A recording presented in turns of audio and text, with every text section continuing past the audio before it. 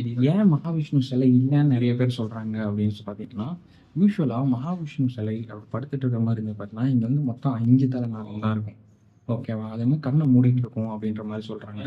இந்த மொத்த லென்த் பார்த்தீங்கன்னா 5 மீட்டர். ஸோ இவங்க என்ன சொல்றாங்க, மொத்தம் இதுல வந்து 8 தலை இருக்கு. ஸோ இது 8 தலை. அதே மாரி கண்ணு தொறந்துட்டு இருக்கிற மாரி இருக்கு. அதே மாரி பார்த்தீங்கன்னா, இந்த பொசிஷன்ல வந்துட்டு மகாவிஷ்ணு வந்துட்டு படுத்துட்டு இருக்க மாட்டாங்க அப்படின்றாங்க. ஸோ இன்னொரு ரிசர்ச் என்ன சொல்லுது அப்படின்னு பார்த்தீங்கன்னா, இது வந்து ஜெயின் அதாவது ஜெயினர்களால கட்டப்பட்ட அவங்க வழிபாட்டுக்கு தேவையான ஒரு கடவுளா இருந்திருக்கலாம் அப்படின்னு சொல்றாங்க.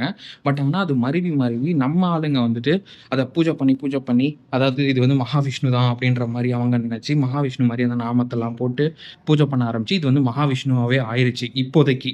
ஸோ இப்போ வந்துட்டு பார்த்தீங்கன்னா, இது வந்து மகாவிஷ்ணு தான். இது வந்து நிஜமாவே வந்துட்டு மகாவிஷ்ணுவா அப்படின்னு கேட்டீங்கன்னா, ஸ்டில் ரிசர்ச் போய்க்கிட்டு இருக்கு. அது வந்து ஒரு சர்ச்சைக்குள்ள ஒரு டாபிக் தான்.